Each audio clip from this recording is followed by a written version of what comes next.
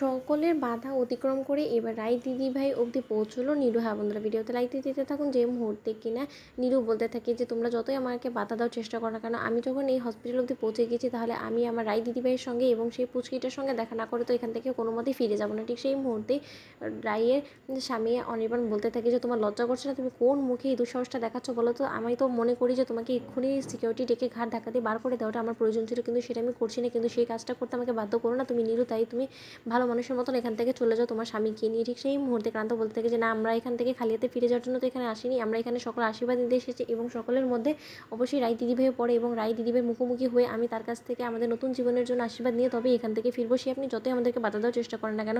অন্যদিকে অনির্বাণ বলতে থাকে যে আর আমি ওর স্বামী, তুমি সেটা ভুলে যাও না, তাই ওর সঙ্গে কে দেখা করবে না করবে সেটার সম্পূর্ণরূপে আমি ঠিক করবো। ঠিক সেই মুহূর্তে ক্রান্ত বলতে থাকে যে তাহলে বরঞ্চ তাকেই আমরা প্রশ্ন করি যার সঙ্গে কিনা আমরা দেখা করতে আগ্রহী। সে যদি আমাদের সঙ্গে দেখা করতে না চায়, আপত্তি করে, তাহলে আমি কোনো মতেই তার উপর দিয়ে গিয়ে আমি তার সঙ্গে দেখা করবো না। ঠিক সেই মুহূর্তে যখন অনির্বাণ বলতে থাকে ঠিক আছে বরঞ্চ সেটাই হোক, আমি শিওর যে রাই কোনো মতে তোমাদের সঙ্গে দেখা করতে ইচ্ছুক হবে না। ঠিক সেই মুহূর্তে অনির্বাণকে নীলাঞ্জনা বলতে থাকে যে সেটা বরঞ্চ তাকেই ঠিক করতে দাও না অনির্বাণ দা। ঠিক সেই মুহূর্তে যখন কেবিনে ঢুকে রাইকে অনির্বাণ বলতে থাকে রাই দেখো তোমার সঙ্গে কি দেখা করার জন্য এসেছে, তুমি নিশ্চয় ওদের সঙ্গে দেখা করার জন্য বিন্দুমাত্র ইচ্ছুক না। ঠিক সেই মুহূর্তে রাই অনির্বাণের মুখে ঝামা ঘষিতে বলতে থাকে যে না অনির্বাণ, যে বা যারা এসেছে তাদেরকে ভেতরে আসতে দাও, আমি তাদের সঙ্গে দেখা করতে চাই, আলাপ করতে চাই। ঠিক সেই মুহূর্তে অনির্বাণ বলতে থাকে যে রাই তুমি এখনো পর্যন্ত ওদের প্রতি নিজের দুর্বলতা প্রকাশ করছো, তোমার লজ্জা করছে না কথাগুলো বলতে, যে কিনা তোমার জীবনের সর্বনাশ করার জন্য মূলে ছিল, সেই মানুষের সঙ্গে তুমি আবারও মুখোমুখি হতে চাও। ঠিক সেই মুহূর্তে রাই বলতে থাকে যে চিরকাল তো একটা মানুষ সবসময় সেম থাকে না অনির্বাণ, আমাদের মানুষকে ক্ষমা করে মানুষকে আরেকটা সুযোগ দিতে হয়।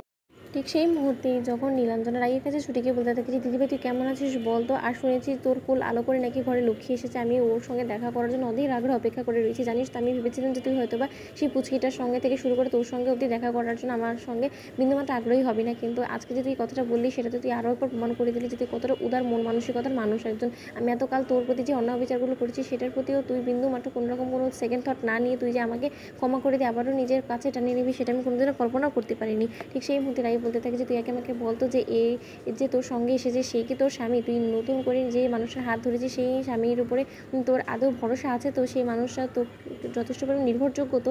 এবং তার থেকে বড় কথা, সে তোর হাতটা যে শক্তভাবে ধরেছে সে চিরকাল তোকে সাপোর্ট করবে তো? এই যাত্রা তুই কোনো মতে ঠকবি না তো? নীলু ঠিক সেই মধ্যে নীলু বলতে থাকে যে না দিদিভাই, যার হাত এবার আমি ধরেছি সেটা ভেবে চিন্তেই নিয়েছি এবং এই ডিসিশনটা যে আমার জন্য কোনো মতে ভবিষ্যতে গিয়ে পছাতে হবে না সেটাও আমি বুঝতে পেরেছি। তার জন্যই কিন্তু আমি এই মানুষটাকে আমার জীবনসঙ্গী হিসেবে বেছে নিয়েছি এবং এই যাত্রায় আমি কোনো মতে তোকে দোষারোপ করবো না বা পরিবারে কেউই আমার কোনো খারাপ কিছুর জন্য দায়ী থাকবে না, এতটুকু অন্তত আমি তোকে সিওরিটি দিতে পারি। ঠিক সেই মুহূর্তে দায়ী বলতে থাকে যে তুই যখন খুশি আছিস তাহলে তোর জীবনের জন্য আমার পক্ষ থেকে শুভকামনা। তোমরা লাইক এবং শেয়ার সাবস্ক্রাইব করতে ভুলো না।